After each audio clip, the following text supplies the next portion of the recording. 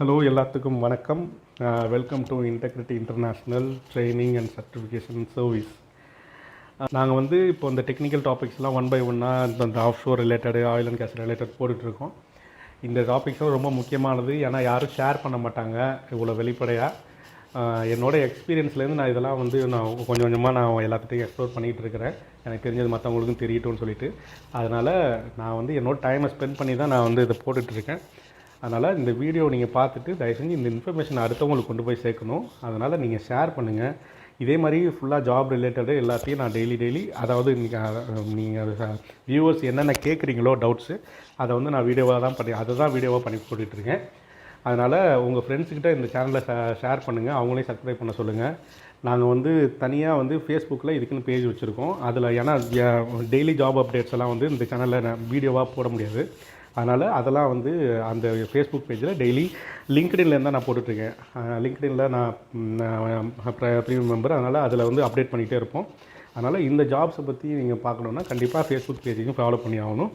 இது எல்லாத்துக்கும் உள்ள டிஸ்கிரிப்ஷன் வந்து நான் கீழே கொடுத்துருக்கேன். என்கிட்ட வந்து இன்ஸ்டாகிராம் பேஜ் இருக்குது, ட்வீட் பேஜும் இருக்குது. எல்லாத்துலேயுமே நான் அப்டேட் பண்ணுவேன். எல்லா லிங்க்கும் நான் கீழே கொடுத்துருக்கேன். தயவு செஞ்சு எல்லாத்துலேயும் என்னை ஃபாலோ பண்ணிக்கோங்க. ஃபேஸ்புக் பேஜை லைக் பண்ணி வச்சுக்கோங்க. யூடியூப் சேனலில் சப்ஸ்கிரைப் பண்ணி வச்சுக்கோங்க. பெல் பட்டன் அமைச்சு வச்சுக்கோங்க. நான் போகிற வீடியோஸ் எல்லாமே உங்களுக்கு நோட்டிஃபிகேஷனில் வந்துட்டுருக்கும். ஸோ எனக்கு உங்களோட சப்போர்ட்லாம் இருந்தால் தான் என்னால் மேற்கொண்டு இதெல்லாம் செய்ய முடியும். ரொம்ப நன்றி. வாங்க வீடியோக்குள்ளே போகலாம். ஸோ இந்த வீடியோவில் நீங்கள் என்ன பார்க்க போகிறீங்கன்னா கோட்டிங் இன்ஸ்பெக்ஷன். இப்போ இது எல்லாமே ஒரு சீரியஸ் தான், ஒரு சீரியஸாக சீக்வன்ஸாக வரும். என்னென்னா என்டிடியில் பார்த்தீங்கன்னா வந்து வேர்ல்டு வைடு 2 ஸ்டாண்டர்ட் யூஸ் பண்ணுறாங்க. ஒன்று வந்து அமெரிக்கன் ஸ்டாண்டர்ட், பிரிட்டிஷ் ஸ்டாண்டர்டு. அதே மாதிரி வெல்டிங் போகிறீங்க. வெல்டிங்கில் வந்து அதே மாதிரி 2 ஸ்டாண்டர்டில் சர்டிஃபிகேஷன் இருக்குது. ஒன்று AWS, இன்னொன்று சிசுப்பு, அமெரிக்கன் ஸ்டாண்டர்ட், பிரிட்டிஷ் ஸ்டாண்டர்டு. அதே மாதிரி நீங்கள் வந்து அடுத்தது கோட்டிங்க்கு வரீங்கன்னா கோட்டிங்லேயும் அதே தான். ஒன்று வந்து அமெரிக்கன் ஸ்டாண்டர்ட், இன்னொரு பிரிட்டிஷ் ஸ்டாண்டர்டு. அதுக்கப்புறம் சப்ளிமெண்டரி ஸ்டாண்டர்ட் நிறையா இருக்குது. பட் ஜென்ரலாக நம்ம யூஸ் பண்ணுறது இந்த அமெரிக்கன் ஸ்டாண்டர்டும் பிரிட்டிஷ் ஸ்டாண்டர்டும். இந்த அமெரிக்கன் ஸ்டாண்டர்டில் என்ன சர்டிஃபிகேஷன் இருக்குது கோட்டிங்கில் அப்படின்னா, கோட்டிங் இன்ஸ்பெக்டர்னா அந்த நேஸ் இருக்குது. நேஸ் சர்டிஃபிகேஷன் நீங்கள் பண்ணணுன்னா அதுக்கு வந்து ஃபீஸ் இந்த டீட்டெயிலாம் வந்து நான் வந்து நேஸ் லெவல் 2 நான் முடிச்சிருக்கேன். மொத்தமாக எனக்கு ஆனது வந்து 3.5 லட்ச ரூபா செலவாச்சு. ஏன்னா நேஸ் லெவல் 1க்கு வந்து 1.5 லட்ச ரூபா, நேஸ் லெவல் 2க்கு 1.5 லட்ச ரூபா. ரெண்டுத்துக்குமே நீங்கள் வந்து அந்த ப்ரிப்பரேஷன் கிளாஸ் போவீங்களா, அது 25 ரூபா 50 ரூபா ஆகிடும். டோட்டலாக 3.5 லட்ச ரூபா ஆகிடும். தமிழ்நாட்டை பொறுத்த வரைக்கும் ஒரே ஒரு இடத்துல மட்டும்தான் இந்த நேஸ் சர்டிஃபிகேஷன் பண்ண முடியும். அது சென்னையில் IQCன்னு இருக்குது, இண்டஸ்ட்ரியல் குவாலிட்டி கான்செப்ட்னு. அவங்க மட்டும்தான் இந்த சர்டிஃபிகேஷன் பண்ண முடியும். அதே மாதிரி பிரிட்டிஷ் ஸ்டாண்டர்டில் வந்து பிகாஸ்ன்னு இருக்குது.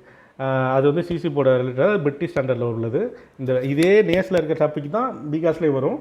ஆனால் வந்து ஸ்டாண்டர்ட் வேறு. அது வந்து நேஸ் வந்து அமெரிக்கன் ஸ்டாண்டர்டு, பிகாஸ் வந்து பிரிட்டிஷ் ஸ்டாண்டர்டு. இந்த பிகாஸ் பண்ணோம்னா உங்களுக்கு வந்து கிரேடு 1, அதாவது கிரேட் 1, கிரேட் 2 இருக்குது. இப்போ இந்த கிரேட் 1க்கு வந்து அது இதில் வந்து 1 லேக் ஆகும்னு நினைக்கிறேன். அதாவது நேஸை பொறுத்த வரைக்கும் பிகாஸ் வந்து கொஞ்சம் ஃபீஸ் கம்மி.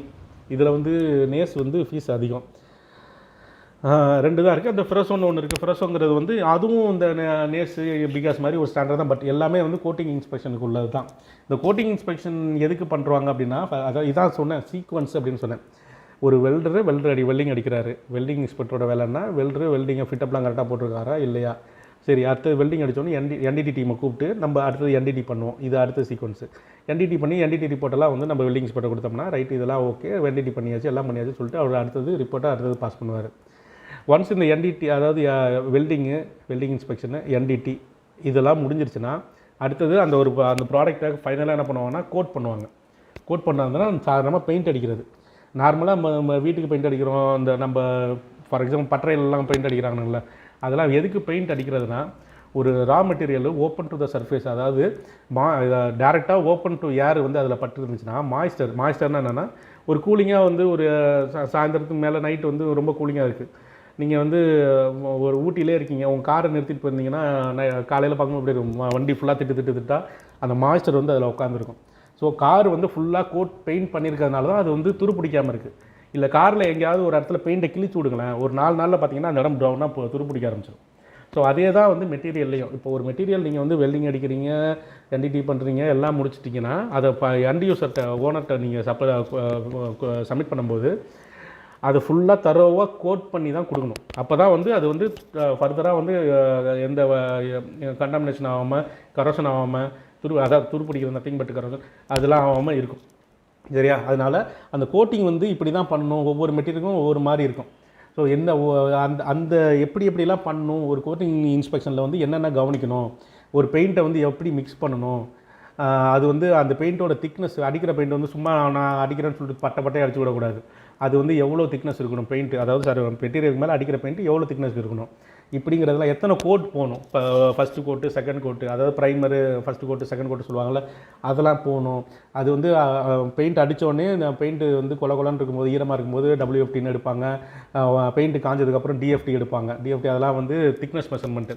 இதெல்லாம் வந்து நம்ம ரெக்கார்ட் பண்ணி நம்ம கிளைண்ட்டை கொடுத்தா தான் நம்ம கொடுக்குறோம்ல 5 வருஷம் வாரண்ட்டி இந்த பைப்புக்கு, அந்த வாரண்ட்டி இதெல்லாம் வந்து அதிலலாம் கவர் ஆகும். நாங்கள் இவ்வளோ கோட் பண்ணியிருக்கோம், இவ்வளோ யூஸ் பண்ணியிருக்கோம், இந்த இன்ஸ்பெக்டர் இதை இன்ஸ்பெக்ட் பண்ணி அப்ரூவ் பண்ணியிருக்காங்க அப்படிங்கிறது அந்த ரிப்போர்ட்லலாம் வந்து நீங்கள் ஒரு நேஸ் இன்ஸ்பெக்டரா இல்லை பிகாஸ் இன்ஸ்பெக்டரோ உங்களோட சைன் வந்து அதில் இருக்கும்.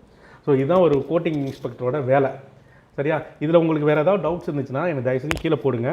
நான் வந்து இதில் உங்களுக்கு என்ன டவுட்ஸ் கேட்குறீங்களோ அதை வந்து நான் கிளியர் பண்ணுறது ட்ரை பண்ணுறேன். ஓகே, கோட்டிங் இன்ஸ்பெக்ஷனில் வேறு எதுவும் டவுட் இருக்காதுன்னு நினைக்கிறேன். ஏன்னா இதுவும் எல்லாமே ஒரு சீக்வன்ஸ் தான். வெல்டிங் இன்ஸ்பெக்டரோட டியூட்டிஸ் அண்ட் ரெஸ்பான்சிபிலிட்டி தனி, அது முடித்தோடனே நேராக கோட்டிங் இன்ஸ்பெக்டர் தான் வரும். ஸோ கோட்டிங் இன்ஸ்பெக்டர் கரெக்டாக கோட்டிங் பண்ணி அது கடைசியாக எல்லாத்தையும் முடிச்சு அது QCகிட்ட சப்மிட் பண்ணோன்னே QC வந்து NDT report, welding report, coating report எல்லாத்தையும் பஞ்ச் லிஸ்ட்டில் பஞ்ச் பண்ணி கடைசியாக தான் வந்து கிளைண்ட்டுக்கிட்ட சப்மிட் பண்ணுவாங்க.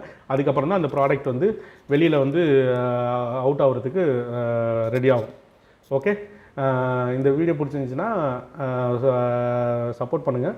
உங்களோட டவுட்ஸ் எல்லாம் கீழே போடுங்க. நான் வந்து உங்களுக்கு ஃபர்தராக ஏதாவது கேட்டிங்கன்னா நான் சொல்கிறேன். ரொம்ப தேங்க்யூ ஸோ மச்.